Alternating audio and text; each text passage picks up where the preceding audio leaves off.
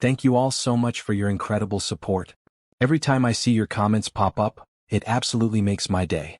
Your consistent engagement and the way you keep coming back for more content means the world to me. I'd love to know more about the amazing community we're building here. If you don't mind sharing, drop a comment letting me know where you're watching from.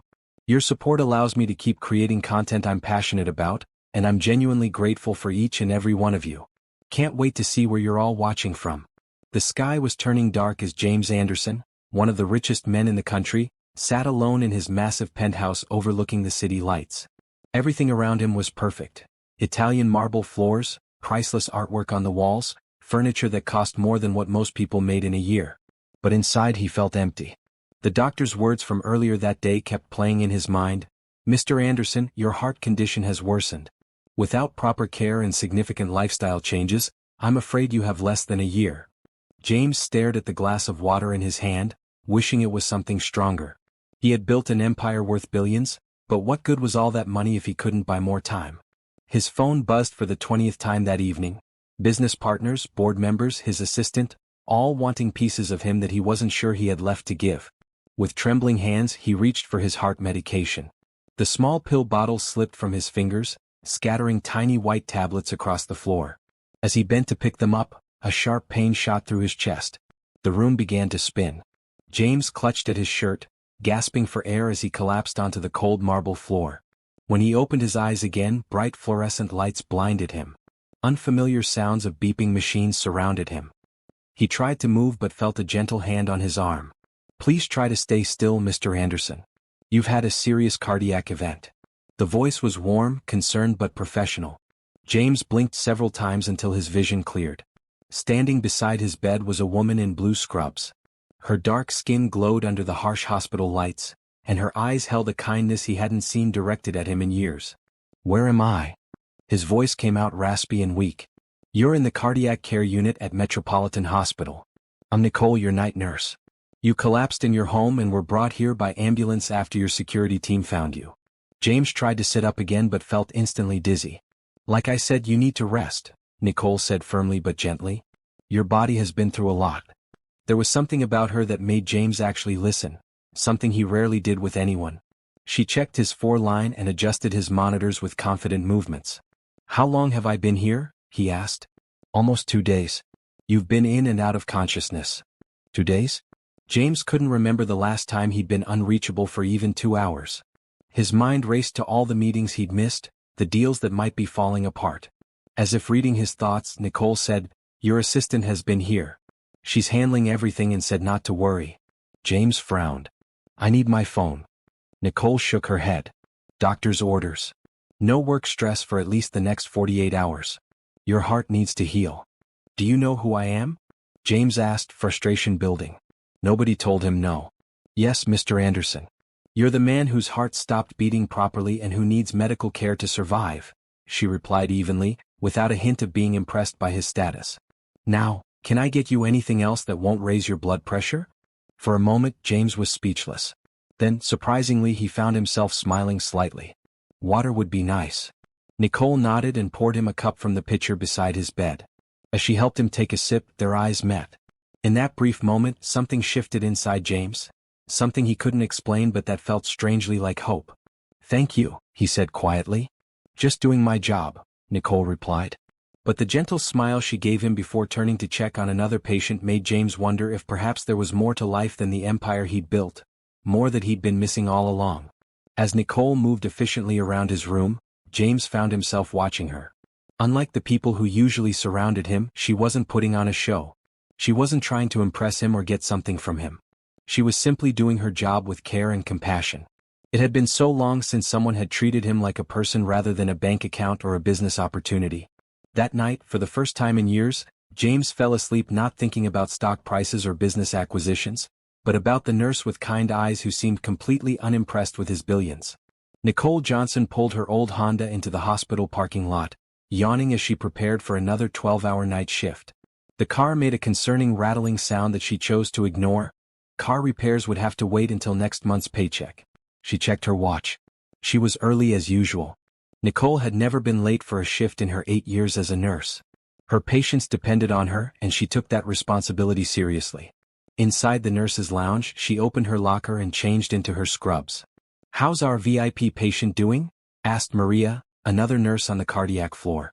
Nicole knew she was referring to James Anderson, the billionaire who had been under their care for almost a week now. "Better. Still stubborn though," Nicole replied, tying her hair back. "I heard he requested you specifically for his care," Maria said with a raised eyebrow. Nicole shrugged. "He probably just likes consistency." But the truth was more complicated. Over the past several days, Nicole had spent more time with James than any other patient.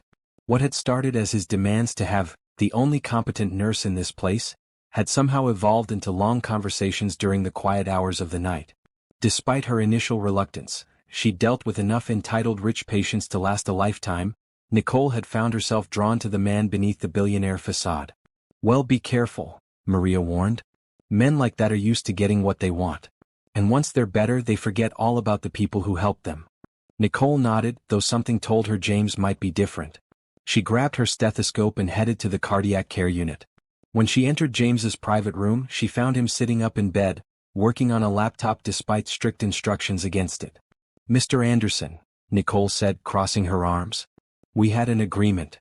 James looked up, a guilty smile spreading across his face. "Nicole, I was just answering a few emails." "A few? The screen reflection on your face says otherwise." She held out her hand. "Hand it over." Surprisingly, he complied. "You know, most people don't talk to me like that." "Most people don't have your heart rate and blood pressure readings on their monitor," she countered, checking his vitals. "Which, by the way, are elevated." Again. James watched her work, his expression softening. "Tell me something about yourself that isn't about nursing." Nicole paused. "Why?" "Because I've told you about my childhood in Boston, my first business venture, and even my failed marriage. Yet I know almost nothing about you except that you're excellent at your job and secretly enjoy the pudding cups from the cafeteria." Nicole couldn't help but smile. "That was supposed to be our secret." "It still is," James assured her. "So, fair exchange?" Nicole hesitated. Maintaining professional boundaries was important, but James had a way of breaking through her defenses. "I paint," she finally said. "Watercolors mostly. Landscapes." James's eyes lit up. "Really? Are you any good?" "I'm decent enough. It helps me unwind after difficult shifts." "I'd love to see your work sometime," James said, his voice sincere. Nicole changed the subject.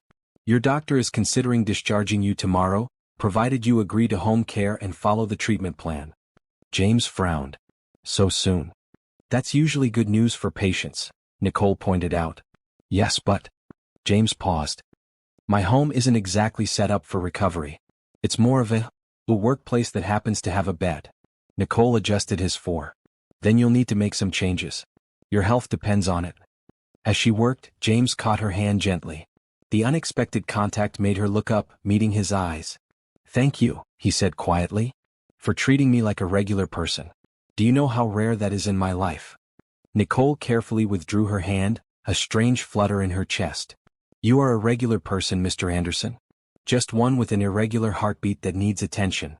Later that night, as Nicole made her rounds, she found herself thinking about James more than she should. She'd seen the way wealth changed people, having grown up in a neighborhood where the gap between the haves and have-nots was painfully clear. Her own struggles, putting herself through nursing school, supporting her younger brother after their parents died, making every dollar stretch, had taught her that money didn't equal character. Yet there was something about James that defied her expectations.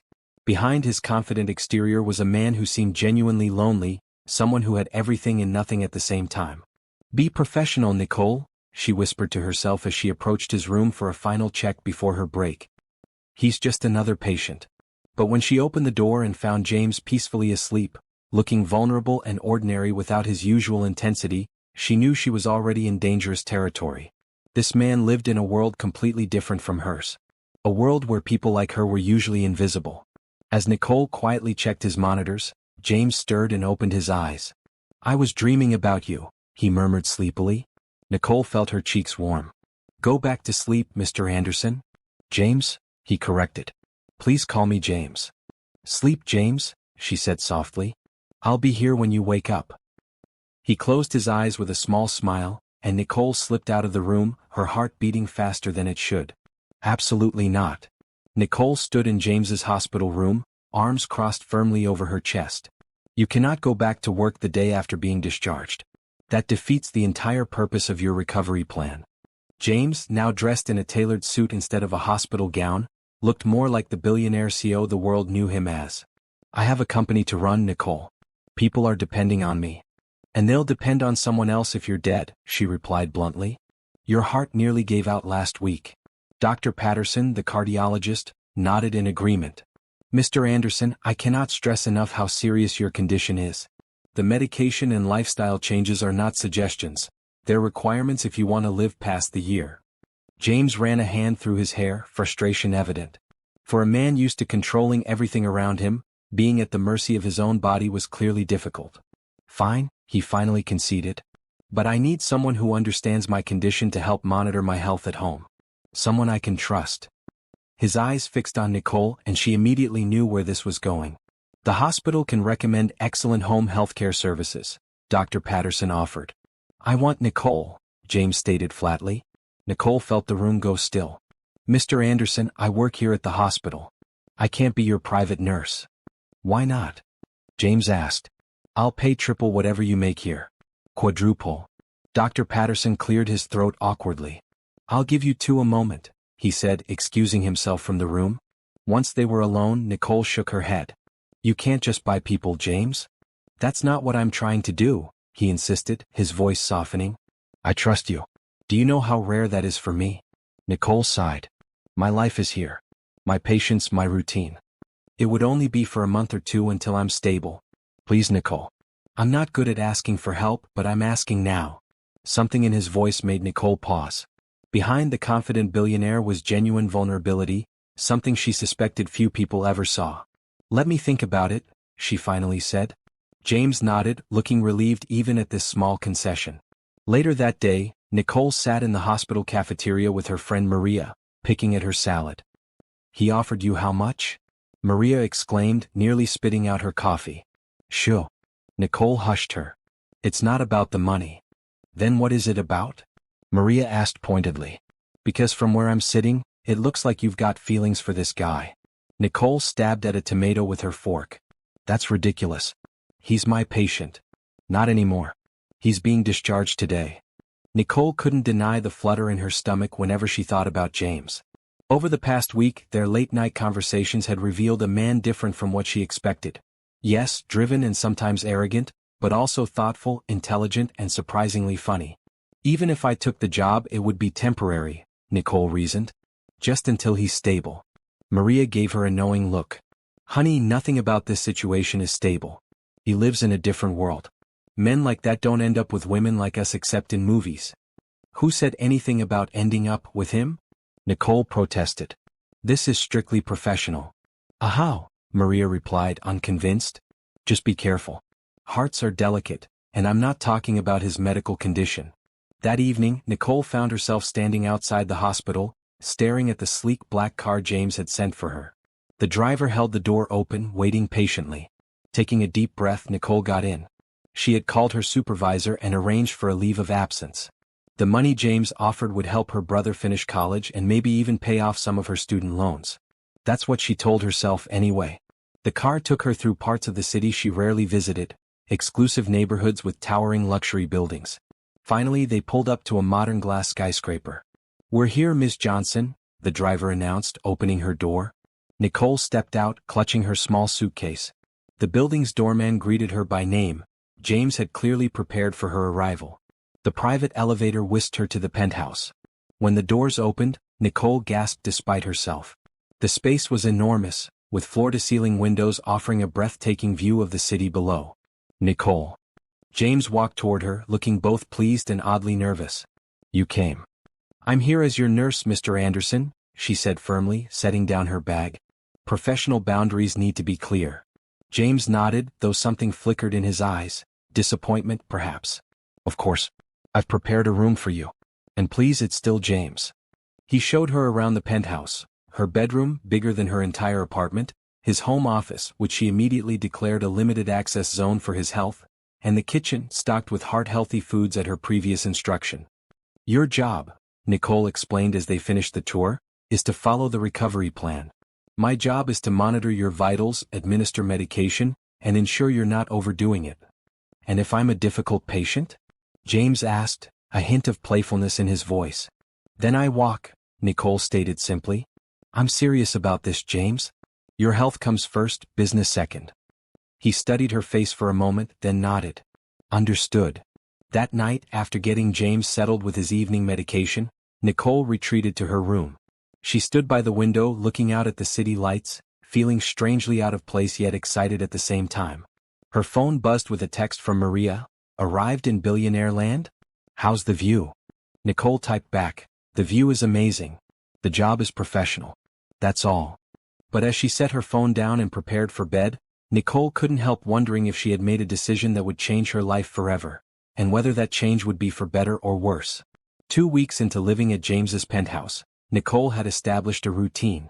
Every morning she checked his vitals, administered his medication, prepared a heart-healthy breakfast, and reviewed his schedule to ensure it wasn't too strenuous. Every evening she did the same, making sure he took breaks throughout the day.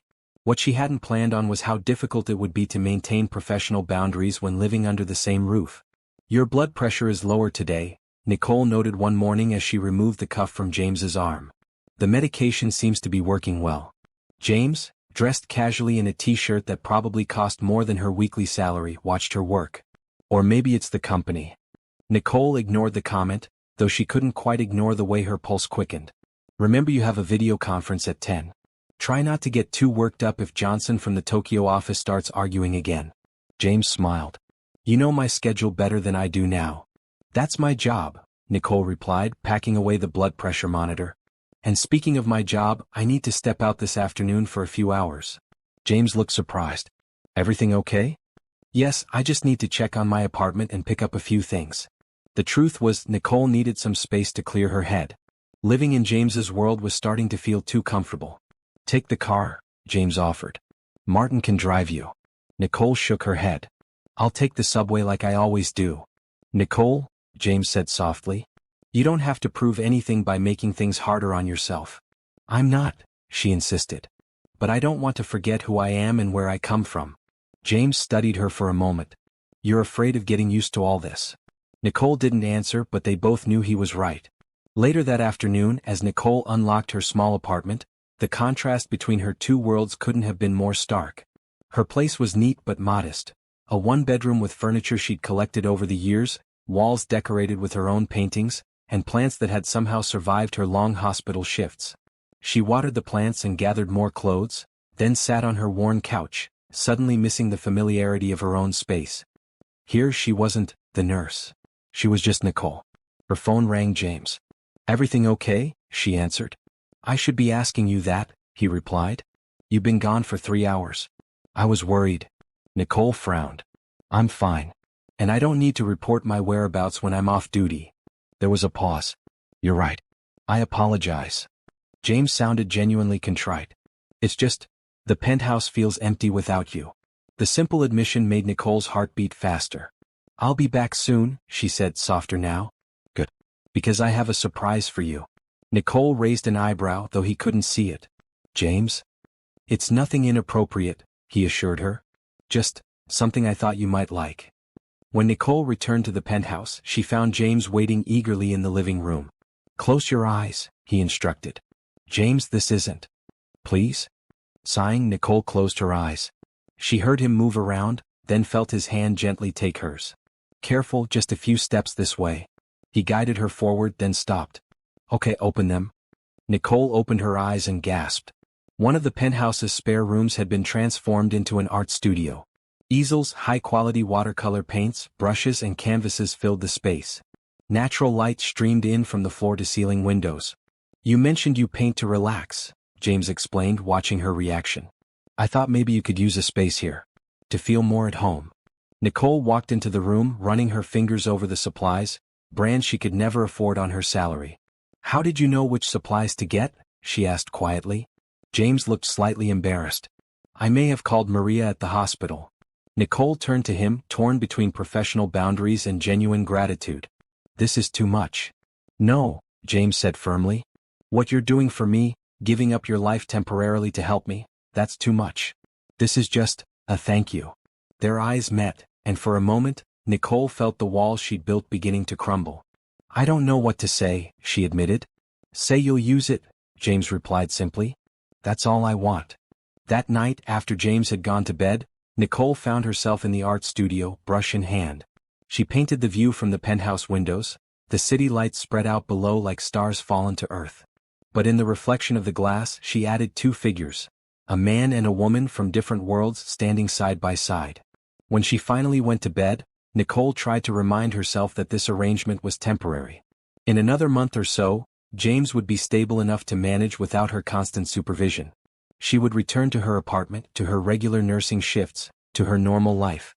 But as she drifted off to sleep, Nicole couldn't help wondering if her normal life would ever feel the same again. "Your heart rate is elevated," Nicole observed as she checked James's vitals one evening, about a month into her stay. "I wonder why," James replied, his eyes never leaving her face. Nicole chose to ignore the implication. "Have you been sticking to the exercise regimen Dr. Patterson recommended?" "Yes, ma'am," James said with a slight smile. 30 minutes on the treadmill, no more, no faster than the program speed." Nicole nodded, satisfied.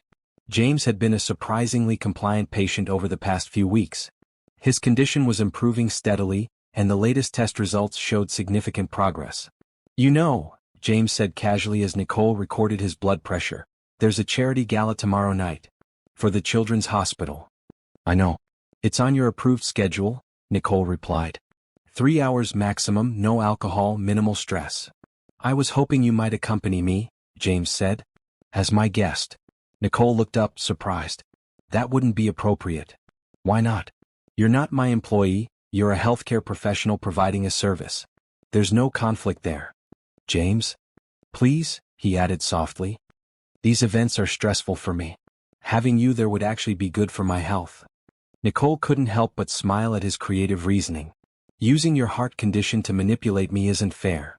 "Is it working?" he asked hopefully. Against her better judgment, Nicole found herself nodding. "Fine.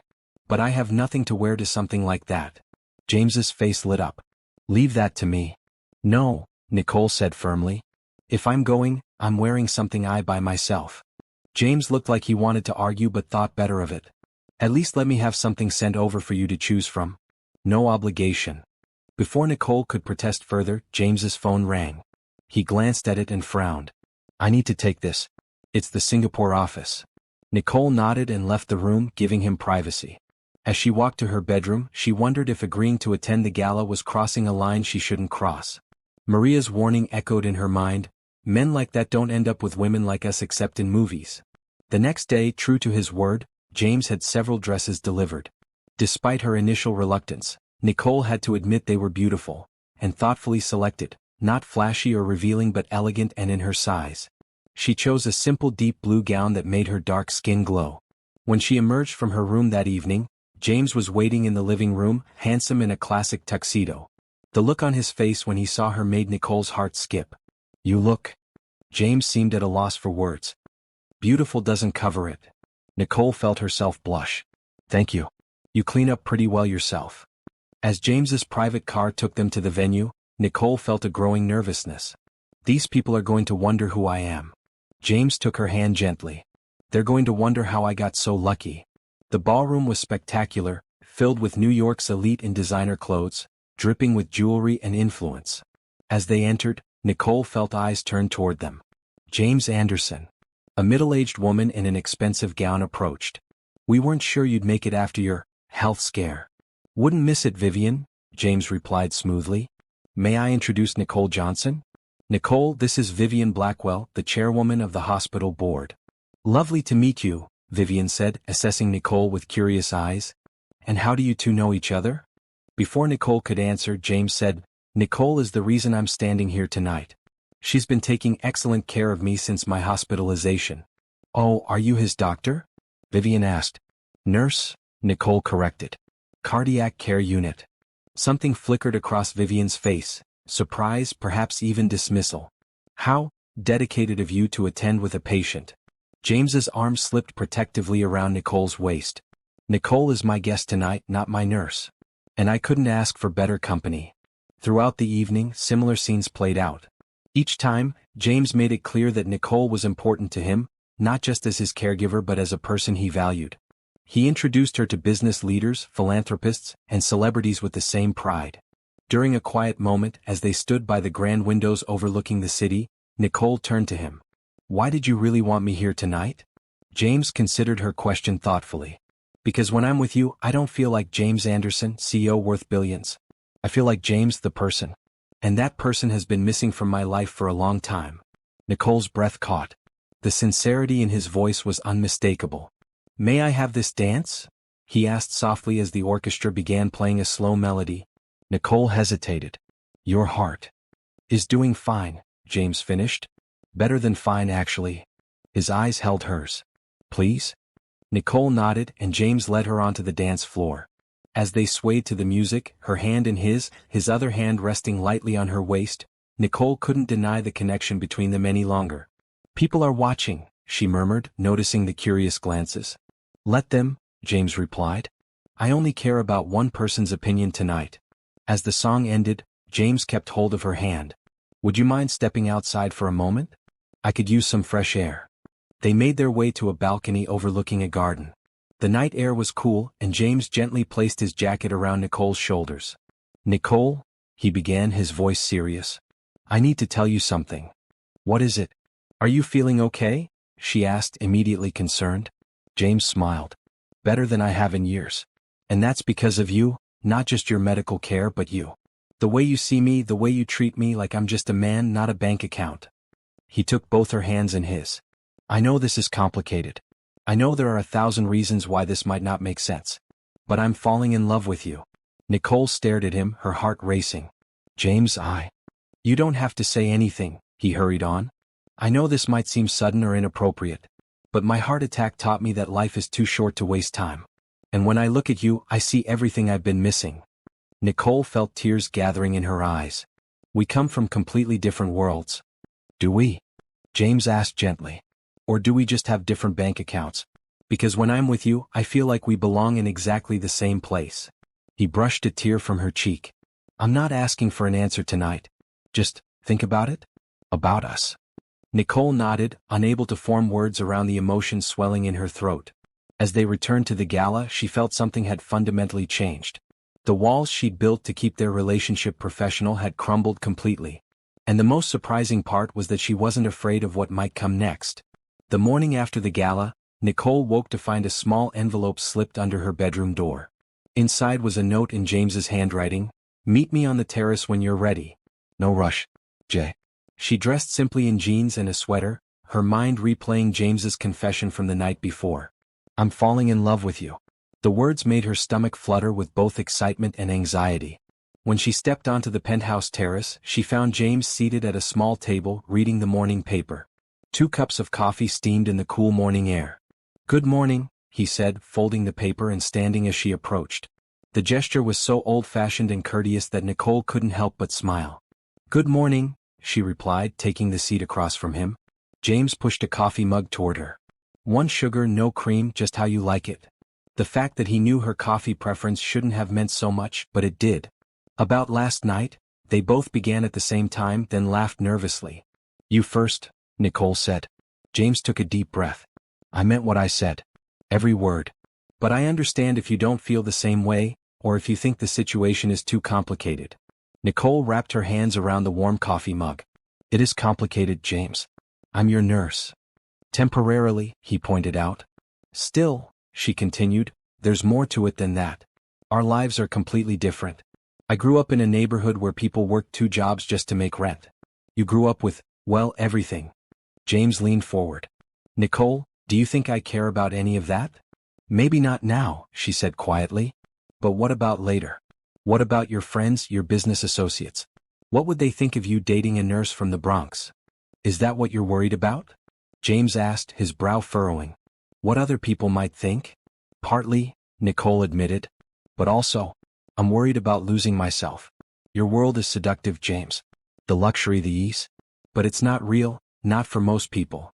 James was quiet for a moment, considering her words. "Can I tell you something about my childhood?"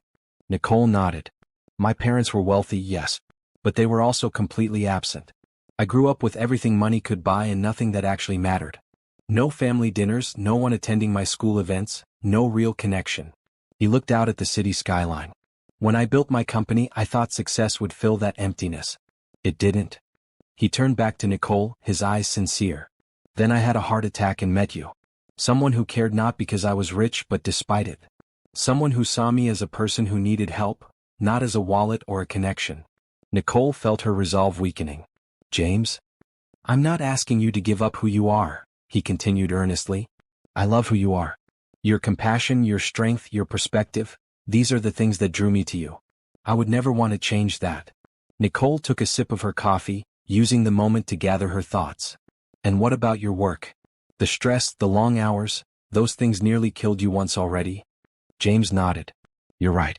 And that's another thing you've helped me see. I've been reevaluating a lot about how I live and work. Life is too short to spend it all in board meetings. What are you saying? Nicole asked. I'm saying that maybe we both have things to learn from each other. You don't have to become part of my world, and I don't have to become part of yours. Maybe we can build something new together. The sincerity in his voice made Nicole's heart ache with longing. Could it really be that simple? I have feelings for you too, she finally admitted, the words both frightening and freeing. But I'm scared, James. Scared that this is some kind of fantasy that will evaporate once real life sets in. James reached across the table, his hand covering hers. Then let's take it slow. Day by day. No pressure, no expectations. Just us getting to know each other outside of patient and nurse. Nicole turned her hand to link her fingers with his. I'd like that. James smiled, a genuine smile that reached his eyes and made him look younger, unburdened. So, Nicole Johnson, would you like to go on a date with me? A proper one? Nicole couldn't help but laugh. Aren't we doing things a bit backward? Living together before the first date. We've never done things the conventional way, James pointed out. Why start now? As they sat together on the terrace, hands linked, the morning sun warming their faces, Nicole felt something settle inside her. A certainty that whatever happened next, her life had changed in ways she could never have imagined when she first met the stubborn billionaire patient with the bad heart. Later that day, Nicole called Maria during her break at the hospital. You what? Maria exclaimed after Nicole shared the morning's conversation. We're going to take it slow, Nicole explained. See where things go. Girl, there is nothing slow about moving in with a billionaire and then starting to date him, Maria pointed out. But I have to admit, he sounds different from what I expected. He is, Nicole said softly. Under all that success and money, he's just a person. A good person who's been lonely for a long time. Maria sighed. Well, just be careful. Guard your heart, and I don't mean his cardiac health this time. That evening, James kept his word about a proper date.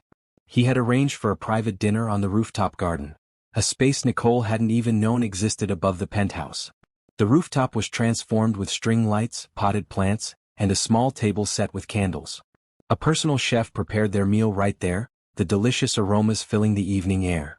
This is beautiful, Nicole said, taking in the view of the city at sunset. Not as beautiful as you, James replied, pulling out her chair.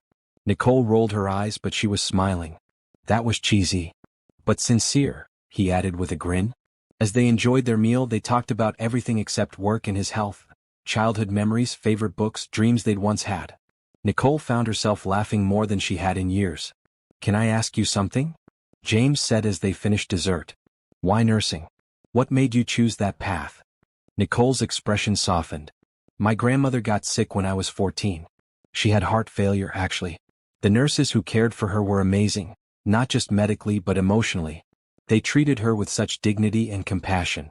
I wanted to be like them. James reached across the table, taking her hand. They'd be proud to know they inspired someone like you. As the night grew cooler, James noticed Nicole shiver slightly. He stood and moved his chair next to hers, wrapping an arm around her shoulders. Better? He asked softly.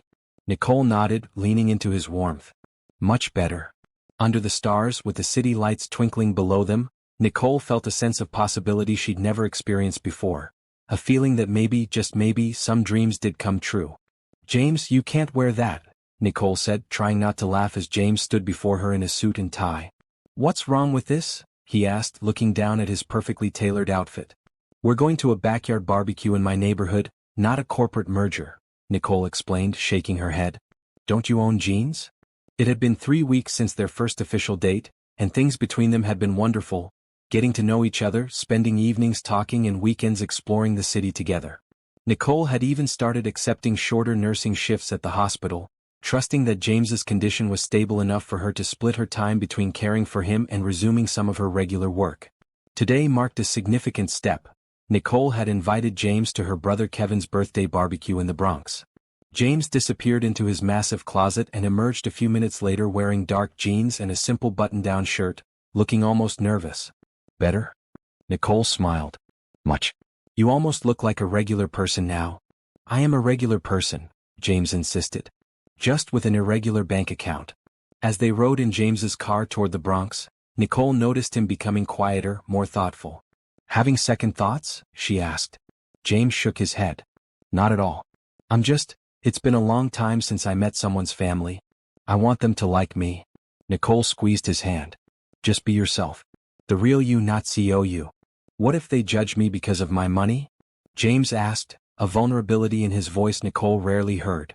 Then they'd be no better than people who judge others for not having money, she replied simply.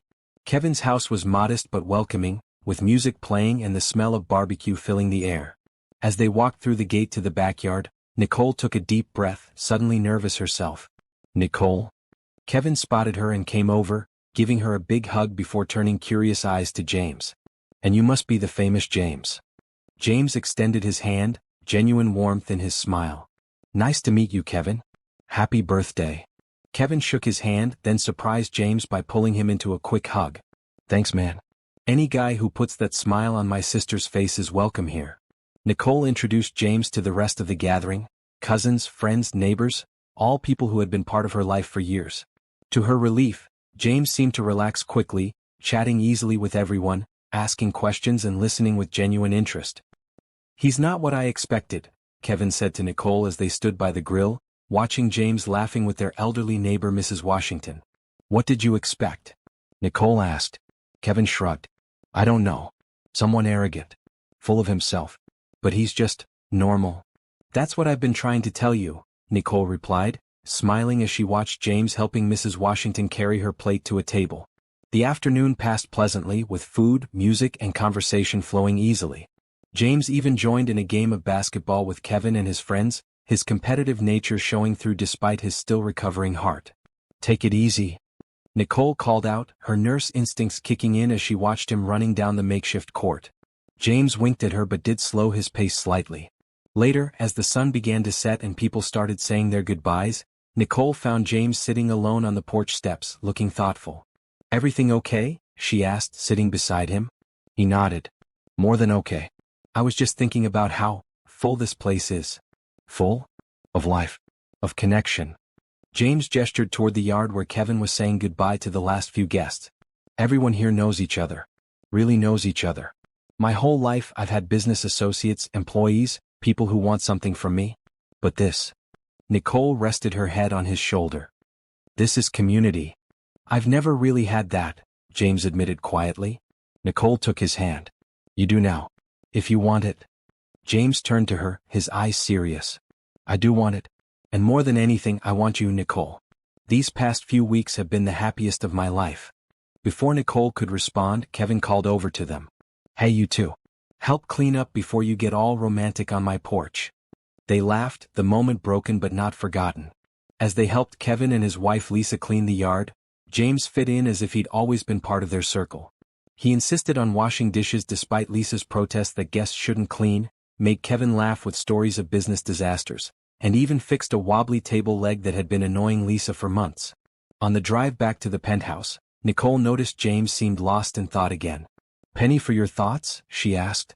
I was just thinking about my house in the Hamptons, he replied. Nicole raised an eyebrow. Bit of a contrast from my brother's place, huh? That's just it, James said. My house there is huge. Perfect in every way with staff to maintain it. But it's never felt like Kevin's house felt today. What do you mean? His house feels loved. Lived in. Mine feels like a showpiece. James glanced at her. I've never invited friends over for a barbecue. Never played basketball in the yard. Never had neighbors drop by just to say hello. Nicole understood what he was saying. It's not about the size of the house, James. It's about what happens inside it. Exactly, he said, squeezing her hand. And that's something I want to change. When they arrived back at the penthouse, James pulled Nicole close in the elevator, kissing her softly. Thank you for today. For sharing your family with me.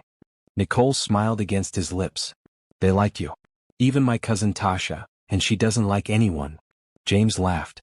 I noticed. His expression grew more serious. Nicole, I've been thinking about something. The doctor says my condition is stable now. I don't really need a full-time nurse anymore. Nicole felt a sudden pang of uncertainty. Oh, so I guess it's time for me to move back to my apartment. No, James said quickly. That's not what I meant at all. He took a deep breath. What I'm trying to say badly is that I don't want you here as my nurse anymore. I want you here because I love you. The words hung in the air between them, simple yet profound. James? Nicole began, her heart racing. You don't have to say it back, he hurried on. I just needed you to know. And I understand if you want to go back to your place, to have some space to think about everything. Nicole reached up, placing her hand on his cheek. I don't need space to know how I feel.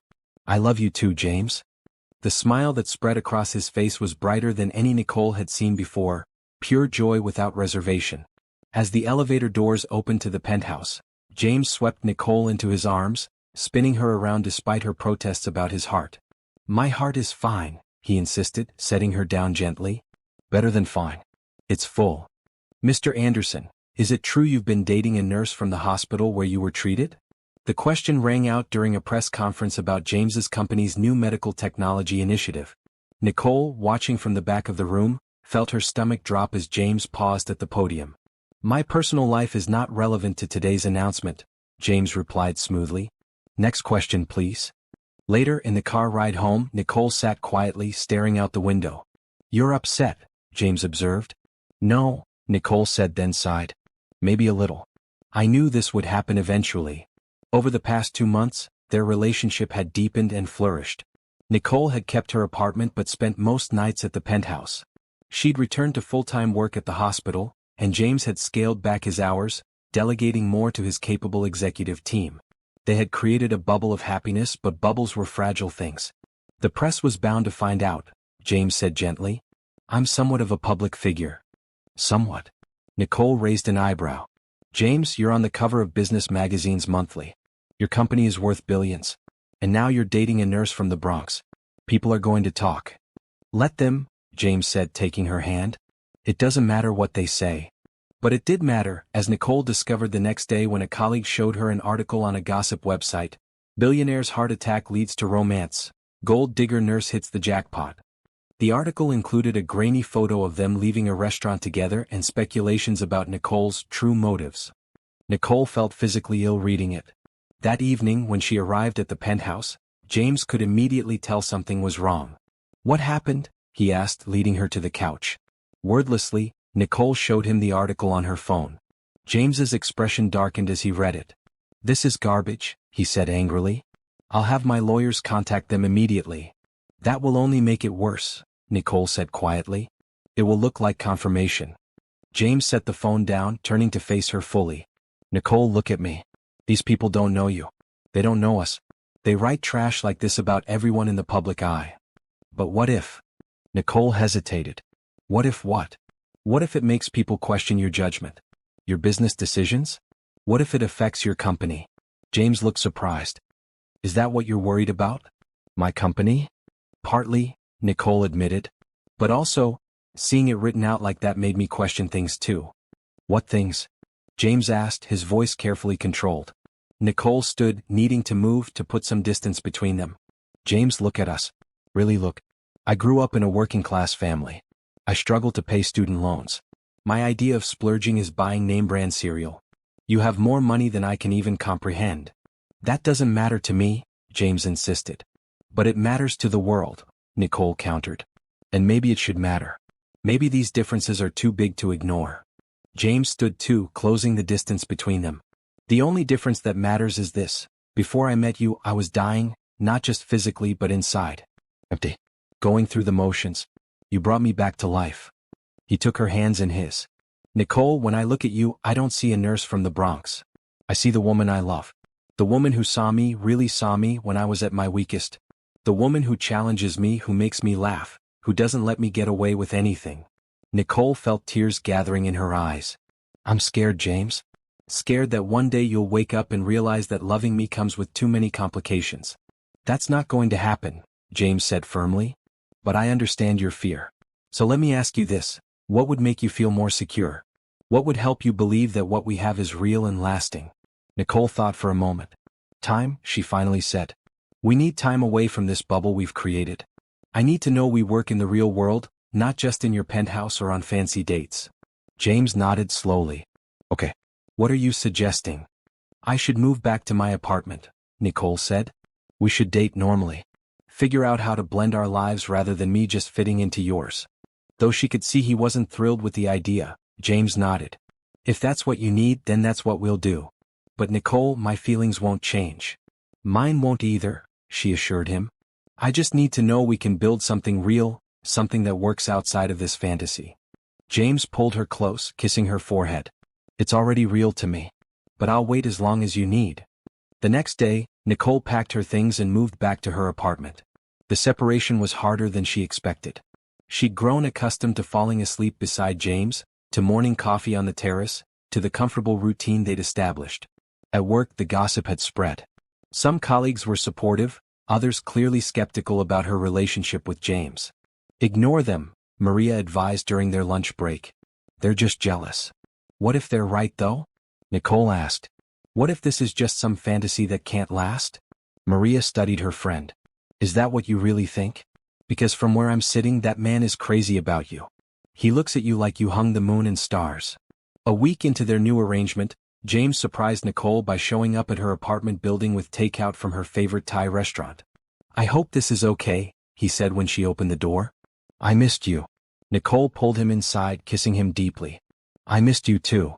As they ate dinner at her small kitchen table, James looked around her apartment with interest. I like your place. It feels like you. Nicole laughed. It's tiny compared to what you're used to. Size isn't everything, James replied with a wink.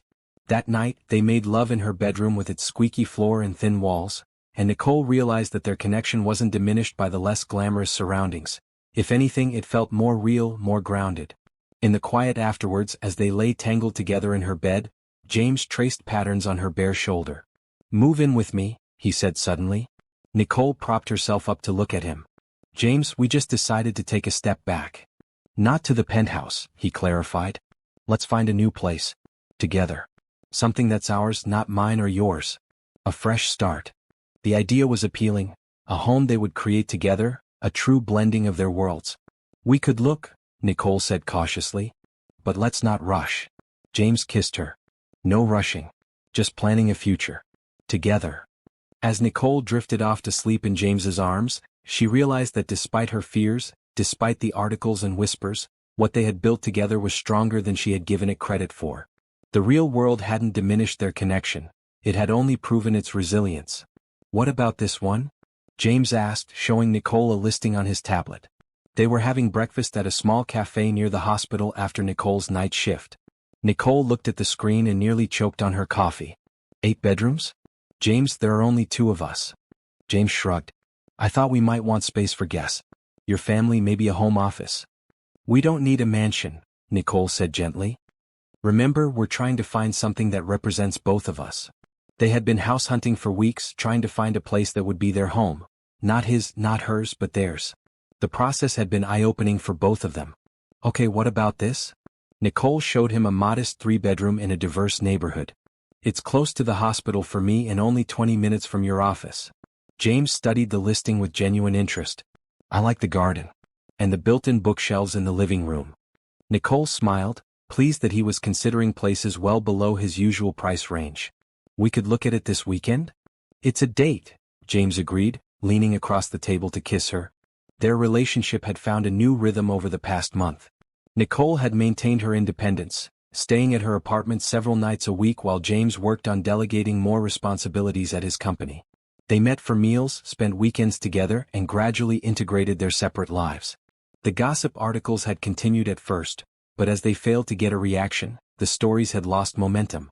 What remained was what had always been true: 2 people from different backgrounds who had found something real together. That weekend, as they toured the house Nicole had found, James surprised her by asking detailed questions about the neighborhood, the schools nearby, the age of the roof. He was taking this seriously, not just humoring her. "What do you think?" Nicole asked as they stood in the backyard, a modest space with mature trees offering shade. James looked thoughtful. "I can see us here. Morning coffee on that patio. Maybe a small vegetable garden along that fence." "Really?" Nicole couldn't keep the surprise from her voice. James turned to her, smiling. "Really? Feels right. Like somewhere we could build a life." The real estate agent gave them space and James pulled Nicole close. "I've been thinking a lot about what matters, Nicole. Before my heart attack, I was just accumulating things. Bigger houses, faster cars, more companies. None of it made me happy." He gestured around the yard. "But this could. A real home. With you." Nicole's heart swelled. "I think so too." They put in an offer that day, and to Nicole's surprise, James didn't try to overpay or use his connections to pressure the sellers. He respected the process, and when their offer was accepted, their celebration felt earned and honest. As they planned their move, Nicole found herself spending more time at James's company events, getting to know his business world. James, in turn, became a regular at hospital functions and neighborhood gatherings with her friends and family. One evening, at a fundraiser for the hospital where Nicole worked, James was deep in conversation with Dr. Patterson, Nicole's former supervisor. "Your cardiology department needs updated equipment," Nicole overheard James saying. "I'd like to help with that, but I want to do it right. Not just writing a check, but understanding what's really needed." Dr. Patterson looked impressed. "That's refreshing, Mr. Anderson. Most donors just want their name on a plaque." "Please call me James." "And I'm not interested in plaques," James replied. "My interest is personal. Your staff saved my life. More importantly, they introduced me to Nicole." He glanced across the room to where Nicole was chatting with colleagues, his expression softening. "She taught me what really matters." Later that night, as they walked home through the peaceful streets, Nicole took James's hand. "I heard what you said to Dr. Patterson." James looked slightly embarrassed. "Eavesdropping, were we?" Nicole smiled. "It was nice what you said. About learning what matters." James stopped walking, turning to face her.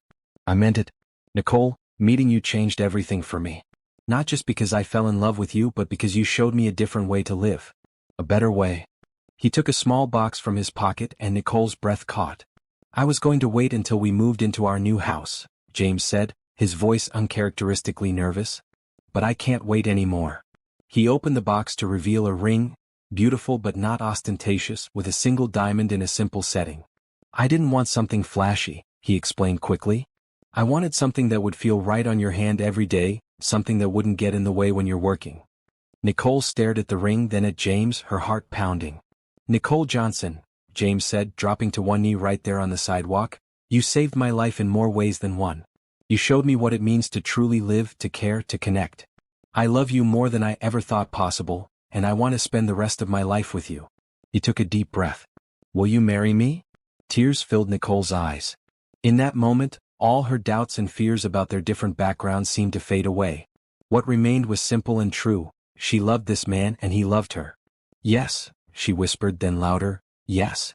James slipped the ring onto her finger, then stood and pulled her into his arms, lifting her off her feet as he spun her around right there on the sidewalk. A passing couple applauded, and Nicole laughed through her tears, feeling a joy so complete it seemed to illuminate the night around them. "I always feel safe and happy when you're by my side," James whispered against her hair. "Every single day." Nicole held him tight, knowing that whatever challenges might come, they would face them together. The billionaire and the nurse who had healed his heart in more ways than one. "You're sure about this?" Kevin asked Nicole as he straightened his tie. "It's not too late to run." Nicole laughed, smoothing down her simple but elegant wedding dress. "I've never been more sure of anything." 6 months had passed since James's proposal. They had moved into their new home, the 3-bedroom house that had felt just right to both of them. They had painted walls together, argued good-naturedly about furniture, and slowly created a space that reflected both their tastes.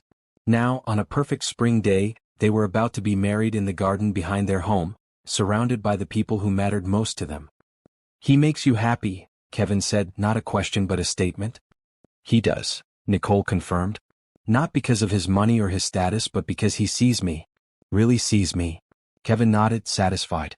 "Then I'm happy for you, sis." He offered his arm. "Ready to get married?" In the garden, Guests sat on white chairs adorned with simple flowers. There was no separation between bride's side and groom's side. Their worlds had blended too completely for such divisions. James's business associates chatted amiably with Nicole's hospital colleagues. Kevin's children played with the children of James's executive vice president.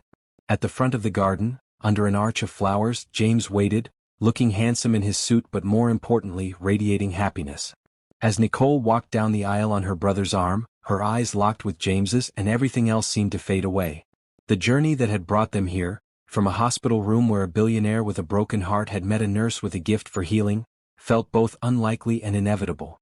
The ceremony was simple and heartfelt. They had written their own vows, promises that acknowledged their different backgrounds but focused on the values they shared. "Nicole," James said, his voice steady but full of emotion, "before I met you, I had everything money could buy but nothing that truly mattered. You taught me that real wealth isn't measured in dollars but in moments of connection, in laughter shared, in hands held through difficult times." He squeezed her hands gently. "I promise to never forget that lesson. To value what truly matters. To cherish every day with you. To be not just successful but significant in the ways that count. I promise to be your partner, your friend, your biggest supporter. I promise to love you, respect you, and grow with you for all the days of my life." Nicole blinked back tears as she began her own vows. "James, when we met, I thought I knew exactly who you were. Just another privileged patient who would never see me as a person. I was wrong and I've never been happier to be wrong." The guest chuckled softly. "You showed me that people are more than their circumstances, more than their bank accounts or job titles. You showed me that hearts can connect across any divide." Nicole's voice grew stronger.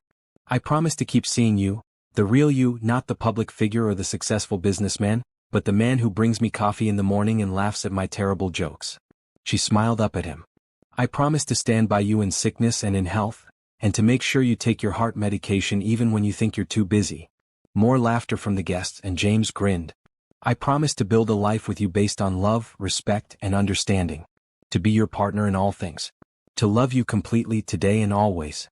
When they were pronounced husband and wife, James pulled Nicole close for a kiss that held all the promise of their future together. The reception that followed was a perfect blend of elegance and warmth. Under twinkling lights strung across their garden, they danced, laughed, and celebrated with the people they loved. Late in the evening, James led Nicole away from the celebration to a quiet corner of the garden. From his pocket he pulled a small envelope. "A wedding present," he explained. "One more surprise."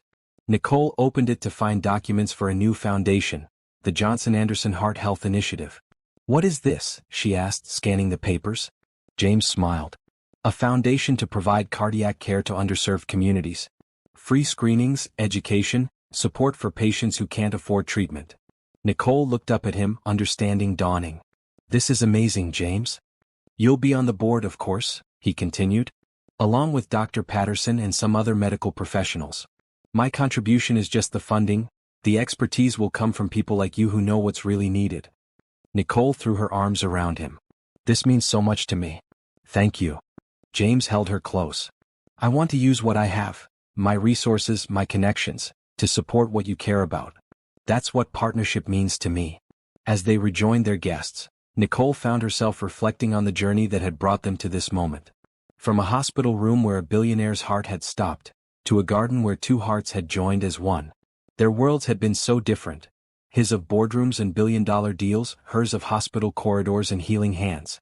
Yet they had found their way to each other, building bridges between their separate lives until they created something new and beautiful together. Later, as they danced under the stars, James pulled Nicole close. "Happy?" he asked softly. Nicole looked up at her husband, not the billionaire, not the patient, but simply the man she loved, and smiled. "Completely," she replied. "I always feel safe and happy when you're by my side." James rested his forehead against hers. "That's all I ever want you to feel. For the rest of our lives." As the music played and their friends and family celebrated around them, Nicole and James swayed together, two hearts beating in perfect rhythm. Their story wasn't about a billionaire falling for a nurse, or about crossing socioeconomic divides. At its core, it was simply about two people who had found in each other exactly what they needed. Not wealth or status or even healing, but love in its purest, most honest form. And that, Nicole thought as she rested her head on James's chest, listening to his strong, healthy heartbeat, was the greatest treasure of all.